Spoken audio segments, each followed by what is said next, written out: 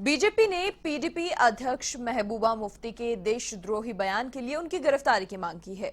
मुफ्ती ने कहा था कि वो तिरंगा झंडा तभी थामेंगी जब जम्मू कश्मीर को पूर्ववर्ती राज्य का झंडा वापस मिल जाएगा। इस पर बीजेपी ने कहा कि धरती की कोई ताकत वो झंडा फिर से नहीं फहरा सकती और अनुच्छेद 370 को वापस नहीं ला सकती। वहीं जम्मू कश्मीर प्रदेश बीजेपी अध्यक्ष रविंद्र रैना ने कहा कि मैं उपराज्यपाल मनोज सिन्हा से यह अनुरोध करता हूं कि वो महबूबा मुफ्ती के देशद्रोही बयान का संज्ञान लें और उन्हें सलाखों के पीछे डालें। इसके अलावा कांग्रेस ने कहा कि ऐसे बयान स्वीकार करने योग्य नहीं है। ऐसे बयानों से लोगों की भावनाएं आहत हुई हैं।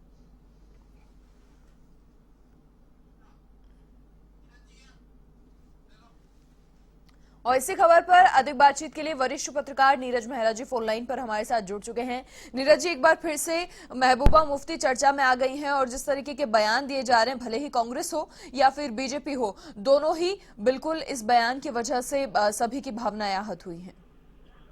देखिए मनीषा, सबसे बड़ी बात है कि पीडीपी के नेता और पूर्व सीएम ने जिस तरह के तेवर दिखाए हैं, सबको उम्मीद थी कि वो इसी तरह की भाषा का उपयोग लेगी, लेकिन तिरंगा नहीं उठाने की बात कहेंगी, ये किसी को अंदाजा नहीं था। और इस बयान को लेकर पूरे देश भर में उनके खिलाफ एक तरह से बवाल खड़ा हो गया है। लोग उनकी आलोचना कर रहे हैं और कांग्रेस समेत तमाम पार्टियां उनके विरोध में खड़ी हो गई है, क्योंकि देखिए देशद्रोह किसी भी स्थिति में मंजूर नहीं है। बिल्कुल। और उनका कहना था कि जब तक जम्मू कश्मीर का झंडा नहीं फहराएंगे तब तक हम तिरंगा भी नहीं फहराएंगे। तो एक तरह से उन्होंने बगावत के संकेत दिए हैं। लोगों का यहाँ तक कहना है कि अगर यही बात है, अगर वो तिरंगे को अपमान करती है, तिरंगे का सम्मान नहीं करती है, तो उन्हें फिर इस देश में रहने का कोई अधिकार नहीं है। और इस तरह के बयान जो मुफ्ती महबूबा ने दिए हैं, आप समझ सकते हैं वहाँ की अलगाववादी जो जनता है उनको उकसाने के लिए ये बयान काफी पर्याप्त है। क्योंकि जो जनता लंबे समय से जो जब से धारा 370 हटाई गई है, उसके बाद से वहां पर शांति है। और अब महबूबा के इस बयान से जो लोग कहीं न कहीं मन में महसूस कर रहे थे और उनको लग रहा था कि हमारे जम्मू कश्मीर का झंडा वापस फहराया जाना चाहिए, अलग से इसको जो आजादी मिली हुई थी पहले से, उसी तरह से यहाँ पर सारी सरकार संचालित होनी चाहिए, तो कहीं न कहीं उन अलगाववादी ताकतों को बल मिलेगा मुफ्ती महबूबा के बयान से। लेकिन एक तरह से उन्होंने पूरे देश के अन्य राजनीतिक दलों, चाहे भारतीय जनता पार्टी हो, चाहे कांग्रेस पार्टी हो या दूसरी पार्टियां हो, तमाम पार्टियों की जो है एक तरह से उनके भी निशाने पर वो आ गई हैं। और उनको लगता है अलगाववादी नेता जरूर उनके समर्थन में खड़े हो सकते हैं, क्योंकि उनका कहना है कि जम्मू कश्मीर की जनता अभी भी चाहती है कि जम्मू कश्मीर का अपना झंडा अलग हो। तो एक तरह से ये पूरा जो उनका बयान है कहीं न कहीं अपने समर्थकों को खुश करने का हो सकता है, लेकिन देश में इस तरह के बयान को कभी भी बर्दाश्त नहीं किया जा सकता है। और क्योंकि अब तक इसीलिए सरकार ने उनको पहले नजरबंद रखा था, क्योंकि उन्हें पता था कि ये इस तरह के हरकतें करने से बाज नहीं आएंगी।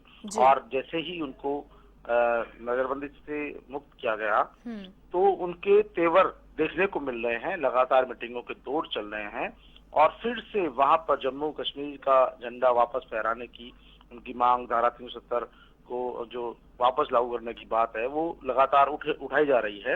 ये तमाम बातें ठीक नहीं है एक राष्ट्र के लिए, एक देश के लिए, संपूर्णता संपन्न जो देश है, जहाँ पूरे देश में एक संविधान का शासन चलता है, वहां पर इस तरह की आवाज उठाना कहीं न कहीं बगावत का संकेत है। मनीषा जी, नीरज जी, देखिए देश तो पूरा निंदा कर ही रहा है, लेकिन कहीं ना कहीं यहाँ पर ये कहा जा सकता है कि जम्मू कश्मीर के जो लोग हैं उनकी विचारधारा को प्रभावित करने की पुरजोर कोशिश की जा रही है, जो कि बेहद गलत।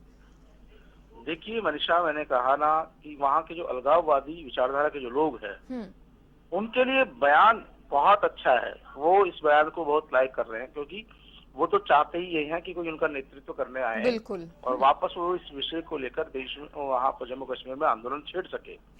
लंबे समय से वो शांत है, कहीं न कहीं सरकार का दबाव है, कहीं सेना वहाँ पर तैनात है, उसका दबाव है, इसके चलते शांत है। लेकिन उनकी जो मन में जो आक्रोश है इस धारा 370 हटाने को लेकर, वो आक्रोश अब इसके बयान से और बल पकड़ सकता है। ऐसे में सरकार को त्वरित कार्रवाई करते हुए तुरंत एक्शन लेना चाहिए और जो इस तरह की भाषा का उपयोग कर रहा है उनके खिलाफ कार्रवाई करनी चाहिए।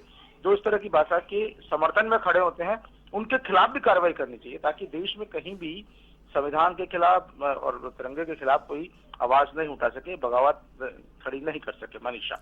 बिल्कुल नीरज जी, बहुत शुक्रिया तमाम बातचीत के लिए, बातचीत साझा करने के लिए। तो भाजपा ने तो गिरफ्तारी की मांग कर दी है, पूरा देश आक्रोशित है महबूबा मुफ्ती के इस बयान को लेकर।